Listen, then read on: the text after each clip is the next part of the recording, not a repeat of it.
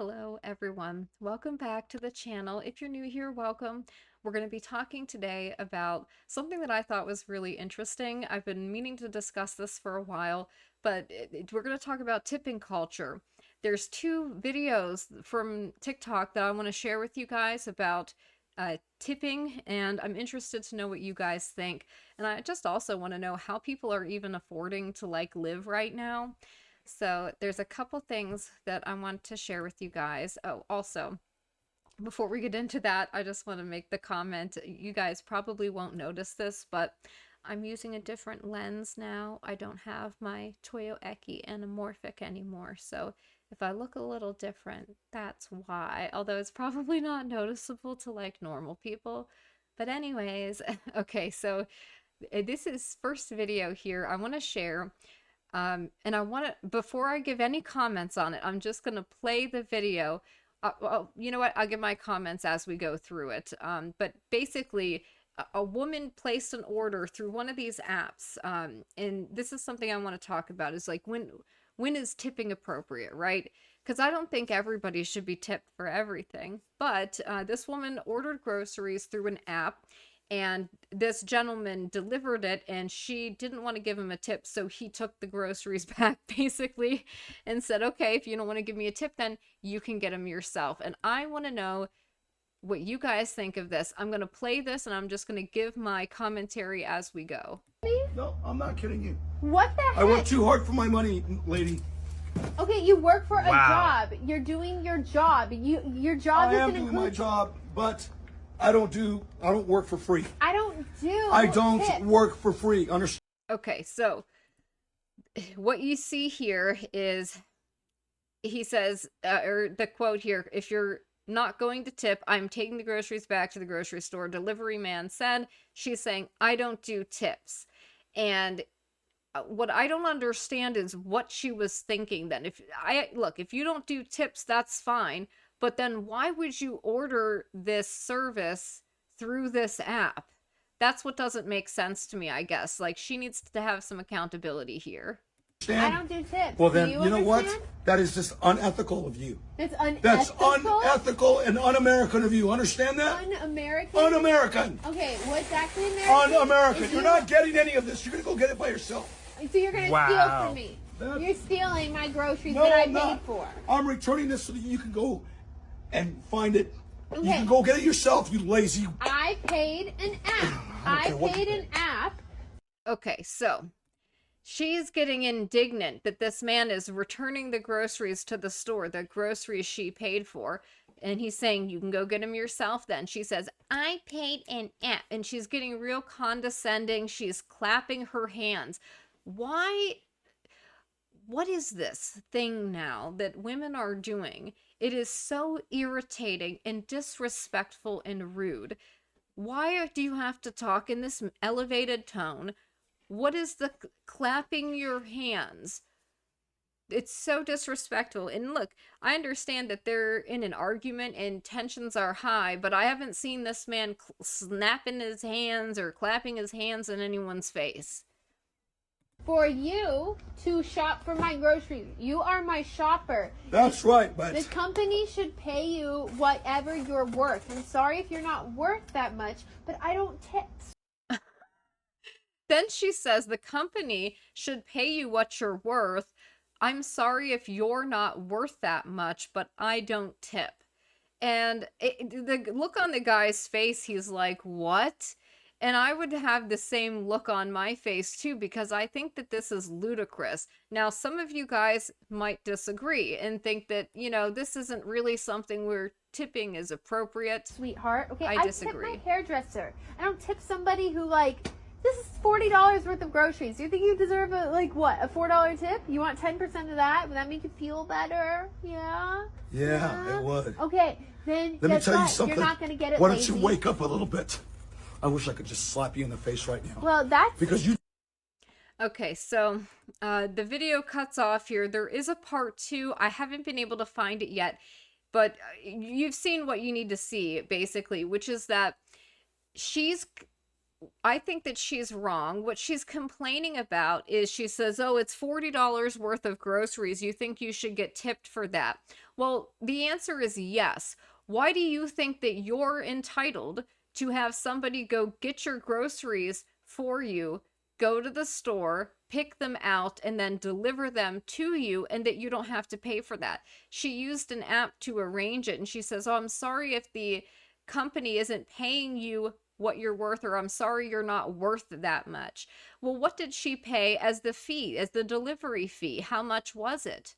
Was it $4? So he would get what, maybe $1 out of that, and 3 would probably go to the company if he was getting a revenue share. Why would you think that that was acceptable? Like, I would not expect somebody to just inconvenience themselves and take their vehicle, spend their gas to go to the store for me, to waste their time, take time out of their day to go do that for me, and then deliver it to me and not pay them for that. That is something where I feel like, yes, you should be expected to tip people if you're having somebody go do a service for you. You would have to have, in any other way, say that the app wasn't there. If you wanted this service to be done for you, you would have to pay somebody to do it. You know, you don't just call somebody and say, "Hey, go do this for me," and then they have to go do it, and in exchange for nothing. You would have to, there'd have to be an exchange going on of value.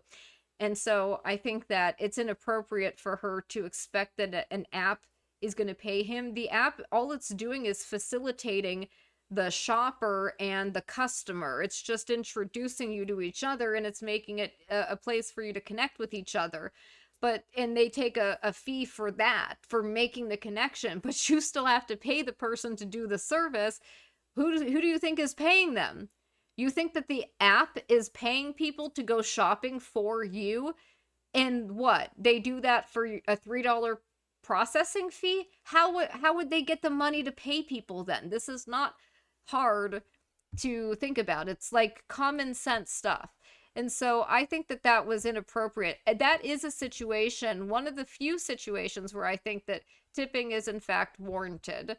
Now, this is the video that the main video we're going to be reacting to, and this is a young woman who is obviously in the service industry. She's a waitress, and she's complaining about well, not complaining, but she's asking and she's wondering why her tips this year aren't near what they were last year. It's almost as if she doesn't understand that we're in a recession. So I thought that was interesting.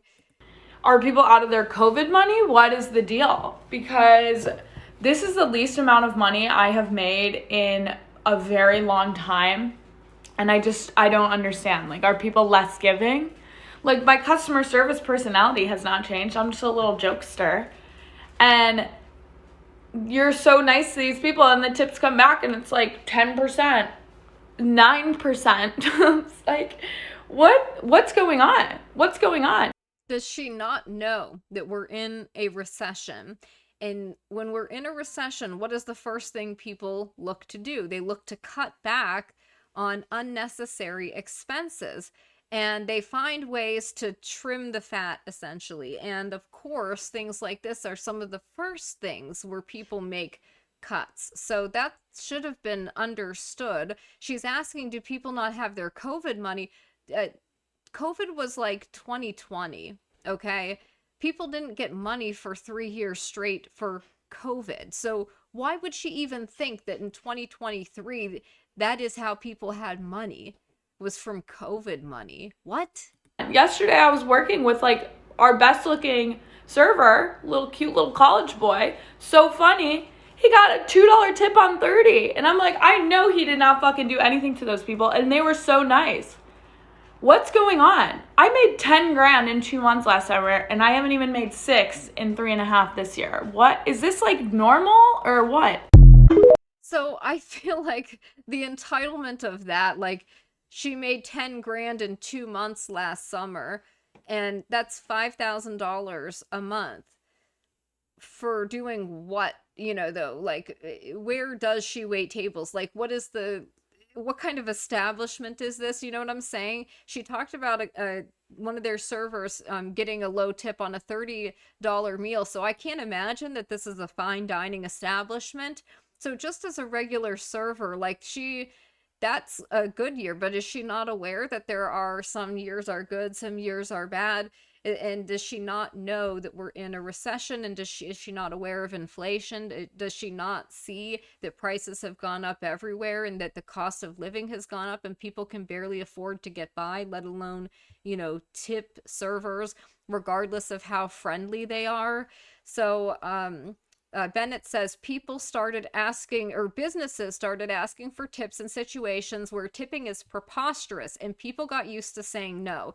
That's his sort of response to her video. And I would say that's part of the problem. I think that's why people are getting what they're calling tipping fatigue. People are tired of being constantly pressed everywhere they go to tip people for things that in some cases like doesn't require a tip. It's like making somebody a coffee. How much effort goes into making a coffee? How much time goes into it, right? And so when somebody makes you a coffee, I think to give them like a 10% tip is fair, right? And I think that that's appropriate, but some places are now expecting like 20% tip, 30% tip on something like making a coffee and then handing somebody a cup. It's not like you had to wait on a table or clean up after somebody. You're literally just pressing a button and brewing a drink into a cup, steaming some milk, pouring it in, and then like handing it to somebody. So I think for that, like 10-15% tip, totally appropriate. And, you know, I think that baristas make it a better wage than like they get minimum wage from what I understand. They get paid higher than what a server gets paid, which is like $2 or $3 an hour. At least it was when I was a server. I don't think that's changed. I remember Starbucks used to pay their servers pretty good too, or their baristas pretty good, and they also gave them things like insurance and stuff like that. So that factors into it. And then they would get tips that they would split. Now, Scorched Earth Policy had this long response about this video, and I mean to an autistic degree. I am not going to go into all of this because it would literally be a 50-minute long thing. I do want to point out a couple things here where I think he's right. And in a way, he says, besides the obvious implications of a crumbling economy putting a stranglehold on the average consumer, the service industry has always been a bubble waiting to burst. Now, that's something I'm interested in hearing your thoughts about, because I remember when I was younger, um, it didn't necessarily seem that way. So when I was 14, I worked at Wendy's. When I was 15, I I got hired to work as a hostess at an oyster bar, which is a more upscale establishment, not necessarily fine dining, but more fine dining than a regular restaurant. And after being a hostess there for a while, when I got thrown out of my house when I was 17 and had to drop out of high school, they allowed me to go from being a server to go into, or I'm sorry, being a hostess to train to be a server. And then they let me wait tables so I could start working doubles because I was sleeping on a couch at that point.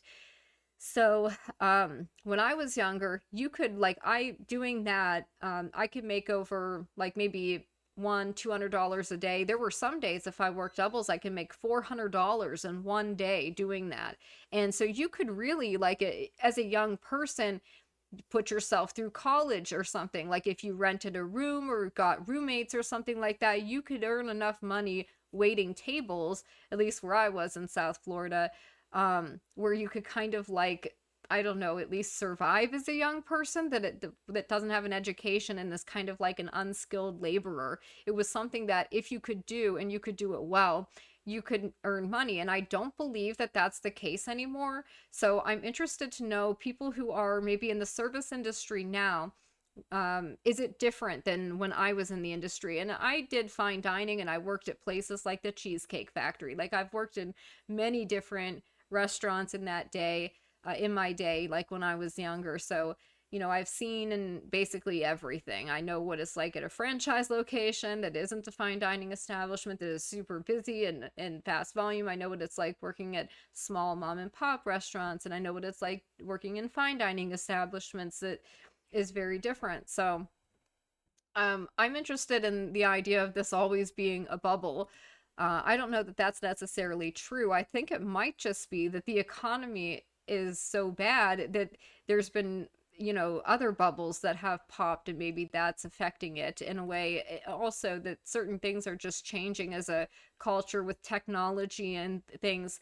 Automation, for example, a lot of places that you go into where there used to be wait staff and there used to be a hostess that would seat you. Now you walk in and you see what, like a tablet, and you have to put your name in, and then it tells you where to go or something. Like, you don't have that person anymore. You're not getting that service.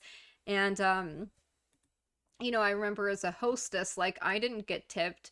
Well, occasionally I would get tipped, but it wasn't really something that you tip somebody for, like, seating you, or whatever, like talking to you at the front door, or taking your reservation. I got paid just like an hourly wage for that.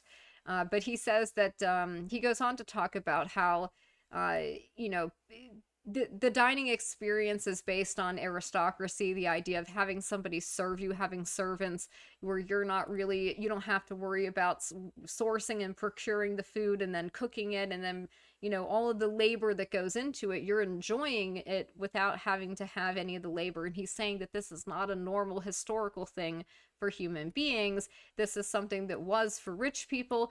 Then it got reduced to, everybody wanted to have that kind of like luxury experience, which downgraded the experience altogether, and it's no longer like a luxury experience. He talks about in this thread how even when you go to quote unquote fine dining establishments now, you don't get that kind of service that you would expect from a fine dining establishment, that it no longer has that luxury experience. And this is something I've heard people talk about in the beauty industry with quote luxury brands, or the fashion industry.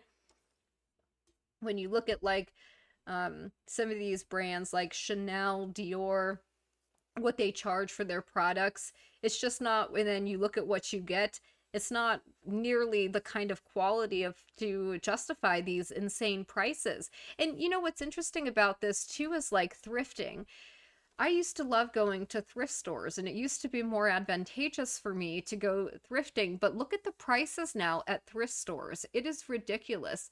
um some of these thrift stores and the pricings on them, and then how they're picked over by the staff before they even get out there onto the shelves at the thrift store. But you used to think that you were being like thrifty or frugal by shopping at thrift stores. No, you're just buying more crap you don't need. And in many cases now, if I go to a place like a Marshall's and I compare the prices to buy like a new shirt there or whatever, and then I look at the prices for a similar item at a thrift store, at this point, I'm better off just buying the new item from like a place like Marshall's, where I can get a shirt for like $14 or something that is brand new, versus now at a thrift store, you're buying a used shirt and you're paying like $12 at this point. So it's like, for $2 more, I can just get a brand new one. So you see what I mean? And I that's something I've absolutely noticed. And that's one thing that is interesting to me with all of the stuff going on in the economy, is how I never used to go to a store like Marshall's or something. I would go thrifting, and now it's like that has changed. So I'm interested to know if you guys have experienced that, especially if you used to love thrift stores. Like, I used to love vintage clothing stores. My gosh, prices for quote vintage clothing has gone way up, and what constitutes vintage now is something like the 90s is not vintage.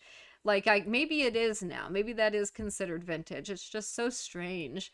But how does that justify these crazy prices for it? Now, one of the things he goes on to talk about, and I thought that this was interesting, was how in many ways servers, like, their attitude isn't even like, it's not even like a nice experience anymore. He says the modern dining experience began as a process of mimicking the dynamic of having servants. Your only responsibility as a patron is to compensate for food and service at the end of a meal. And then he says that now in the 20th century, what are called restaurants are not necessarily restaurants. He said it's sort of like what he would call public dining establishments, which isn't the same as a restaurant. And I thought that was actually a very interesting and astute um, thing to point out, that at a lot of these restaurants, it is sort of just like public dining. You're not really getting a great service, or you're not really experiencing a good service. And then he talks about how the forced, um, when you're interacting with servers at some of these places, especially franchise establishments, you're dealing with a sort of forced niceness where they're pretending to be nice because they want to generate tips. And so you're just seen as like an ATM machine. And that's how you kind of get treated, rather than getting treated like um, getting the kind of service one would expect, right? And I thought that that was an interesting comment to make. Um, let's see. And he says it was an inevitability. Restaurants would receive their downfall as they did. Bullinger's restaurant concept was a step away from the conceptual idea of what fine dining is. Fine dining is by nature a wasteful experience. It is an abstract need for metaphysical fulfillment in the act of enriched socializing among wealthy people who can afford it as a luxury. Public dining is not owned by an individual patron.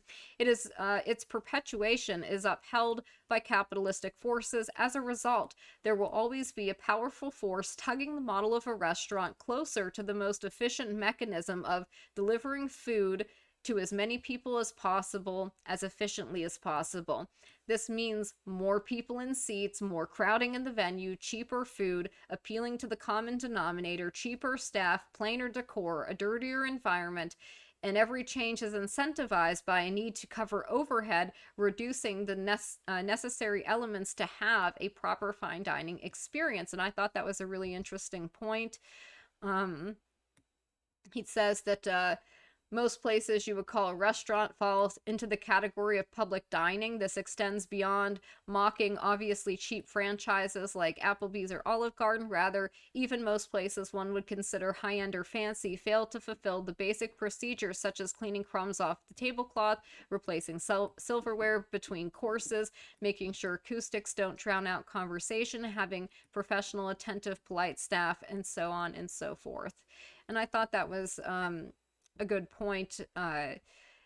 That's fair, I believe. He says the modern dining experience is approaching a return to its primordial form as an unaffectionate, crude avenue of consumption. Restaurants are dying off slowly and transmogrifying either into sterile cafeteria environments where food is procured standing up at a line or from the window of a truck, or being phased into silent, anonymous kitchens who exist solely for mobile app delivery mechanisms. I think, yeah, that's a really good comment. Then he goes on to talk about the staff and what kind of people usually work there, how they prey on younger people coming into the service industry. And I think that's very fair because every restaurant I've worked at, that's absolutely been a thing. But I want to move on now to Hannah says, people are out of money and are sick of tipping culture, plain and simple. That's her explanation for what's going on in the service industry. David says, tipping in the US these days is 100% a scam. Every time I go to dinner at a new place, the tip options on the processor are 26%, 28%, 30, 32%. If you 20% custom tip, they look at you in disgust. Then they ask for 20% on top of the tax on the bill. Cringe. This is absolutely, I think this is a fair comment. When you go to places now, they are asking for a lot more money. For tipping, and then they're charging, they're including things like processing fees, taxes, and it's like, well, what is the processing fee? What they tack on like these additional charges, and I think that there is something to say about that being a scam. I thought this was great too. So here is literally a self-service kiosk having prompting for a tip. This is ridiculous. She says, only in America. What, would you like to leave a tip to a self-service kiosk? For what?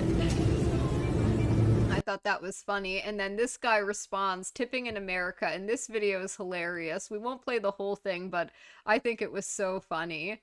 All right, there you go. Thanks. Oh, I was just gonna ask a quick question. A tip for takeout? Okay. Thank you. You guys know what it's like. Everywhere he goes. This is so funny. The rest of the video, I'm not gonna play the whole thing, but he's literally just trying to get home, and on his way home, he drops his keys, someone picks him up, oh, here you go, he's like, thank you, and they're like, hey, this tablet's just gonna ask you a question, leave a tip, and it's like, okay. And I thought it was so funny, because that is so true. Everywhere you go now, it's like you're being asked to tip, but you don't really know for what.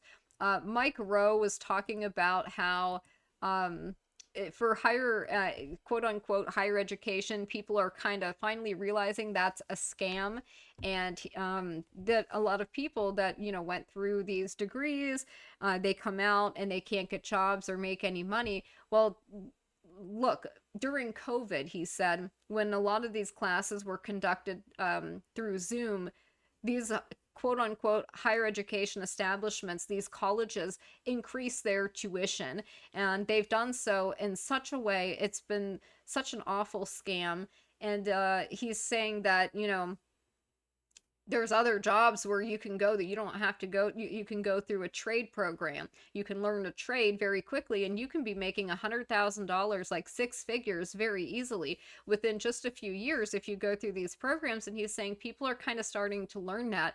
A lot of people don't want to be a welder. They don't want to do these so-called manual labor, dirty jobs, because these young people do have a sense of entitlement about them where they want to be, you know, they all want to be YouTubers or content creators, or they all want to do what they're quote unquote passionate about. They feel certain jobs are quote beneath them because when they were children, they were told that they could be anything they wanted when they grew up, and all this other nonsense. And so they feel like having to do something that they're not passionate about, like be a plumber or something, oh, that's beneath them. And it's just really ignorant. So a lot of the people complaining about there not being jobs and stuff, there are jobs there. You just have to be willing to take these jobs. Heating, air conditioning, electric. Our country is built on those things. Whether they're sexy or not, the opportunities exist. There's a path to 6 figures, and it's shorter than you think. Shop disappeared from high school. Well, didn't disappear, but shop was downgraded in high schools many years ago. There used to be when shop the universities classes. wanted. That's actually a really good point, but they stopped doing that. But more, what's the word? Intellectual, academic education. Look, this is put them into the universities. And I we love his need comment on higher this. ed needed better PR in the 70s because we needed more engineers and we needed more doctors and we needed a lot of that. Unfortunately, the PR that came with the push for that came at the expense of the careers we're talking about. In other words, they weren't content to simply make a case for higher ed. They made it by saying, if you don't go in this direction, you're screwed. If you don't go in this direction, you're going to wind up under a house welding or some crazy thing. Yeah, they did do that. That was dumb, and the unintended consequences of that are this. And so he's saying that, well, and I would like to point out also, I can tell you when I was young and I was in the job market, you know, when I was working my way up as like a paralegal and I didn't have a degree and stuff, I had to, you know, deal with there were a lot of jobs I couldn't get because it was required. You know, why are all these jobs requiring that you have a 4-year bachelor's degree, but they want to pay you $12 an hour and they want you to be bilingual and all this other crap too. And they don't want to give you benefits. I mean, that's another issue. Another issue is the fact that there aren't real jobs anymore. Like real actual jobs have been outsourced and sent overseas, like manufacturing jobs, something where you're actually producing something of value. What we have now, and this is why we're seeing so many layoffs in the tech sector. I talked about it for years. I predicted the tech bubble would burst. I thought it was going to happen, to be fair, in 2022. It's happening now, though. One of the things I discussed then was the fact that Apple had just been given a $2 trillion valuation, and I said, absolutely not. When was the last time Apple released anything innovative? Since the iPhone? I mean, please. No. So that was obvious. But in these tech jobs, they have hyper specialized fields. So you're like this level 3 uh, coder or engineer, whatever. It's like this level 3 customer service, highly specialized positions that are really not, it's not a real job. But what these companies were doing is they were getting venture capital money. And so for their investors, they wanted to show constant growth. So one way to artificially create that is to create jobs where none existed. Oh, look, we're hiring more people. Look at our metrics. We're growing. We're successful. You should invest in us more. You should give us more money. That's how these big tech companies got so big. It is through things like this. And you could say that that's kind of fraudulent activity because it was based on overvaluing their, getting their stock prices higher and higher based on like essentially nonsense. You know, legal compliance officer for blah blah blah blah blah, like these insane titles for highly specialized fields. And guess what, all of these nonsense jobs, they're all getting phased out. Level 3 human resources, diversity, inclusion, and blah blah blah. Like, it's not a real job. You're not doing anything real. You do nothing of substance. You produce nothing of value that anyone else is using. You're just sitting there saying things. That's all you're doing every day. Just so you're not really needed. And that's why they're shocked that they're all getting laid off. And it's like, yeah, because you guys didn't actually have a real job. And you sat around for how many years getting paid to basically do nothing? You know, you should be lucky you had that scam going for as long as you did. Now, Medgold has some interesting thoughts here. He says on tipping, and I've heard, and I'm interested to know my audience. I don't know because I don't trust the analytics on YouTube, but if we have people overseas, I'm interested to know if this is true. I've heard that tipping culture in America is very different than like in Europe and other countries. I want to know, if you're in Europe, what do you think of that? Is that true? Is tipping culture different there than it is here? Do you guys get prompted to leave tips on self-serve kiosk machines? But he says in America, waiters, waitresses, and delivery people are considered tipped employees, servers, under federal law, and are paid a minimum wage of $2.13 an hour. That's basically nothing. That's true. When I was a server, we were paid like $2.75 an hour. They got away with that, and then you got tips.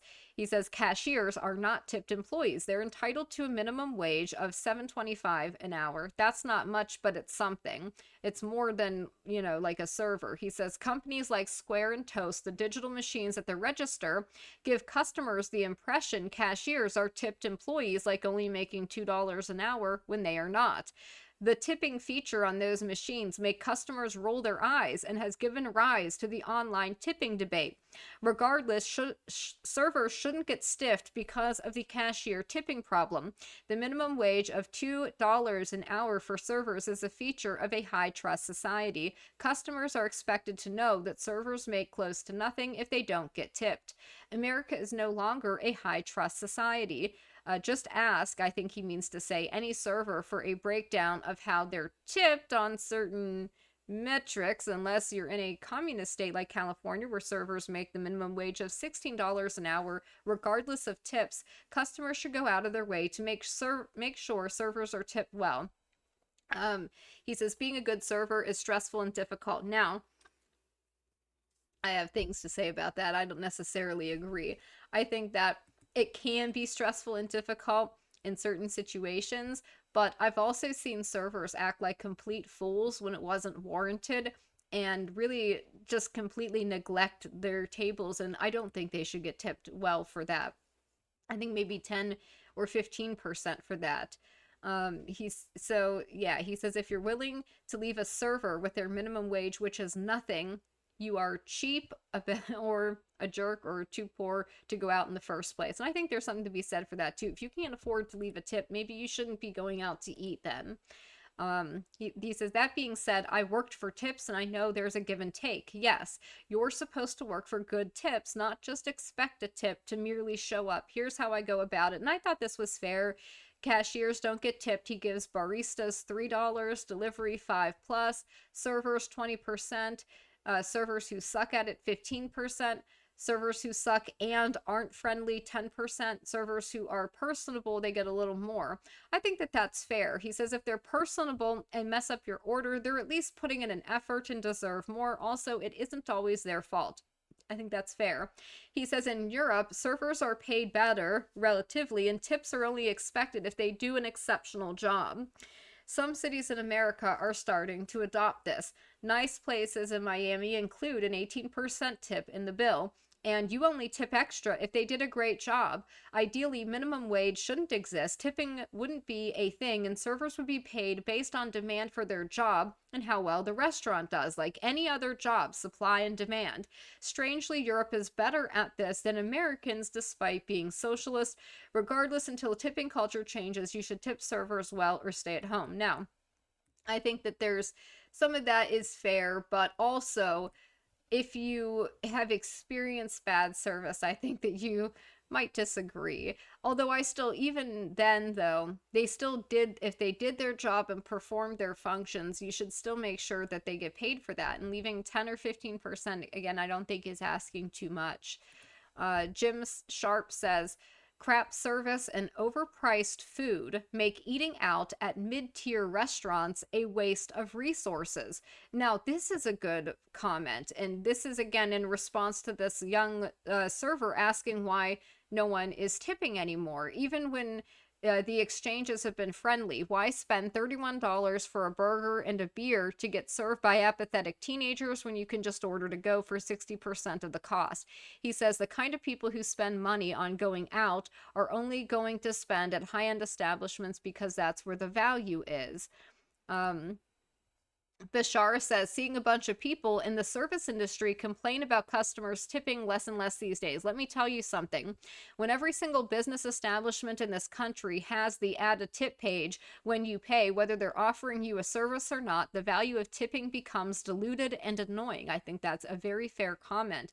People are sick of being hassled literally everywhere they go. They're getting taxed. They're getting, most people cannot even afford to live right now.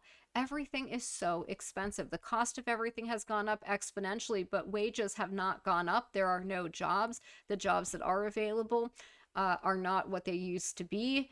He says, go blame these takeout restaurants asking for a tip or a cashier who barely wants to take your order. Why these businesses are in decline and tip culture is in decline. When your government prints trillions out of thin air every year and then declares inflation isn't real, yes, inflation is ridiculous these days.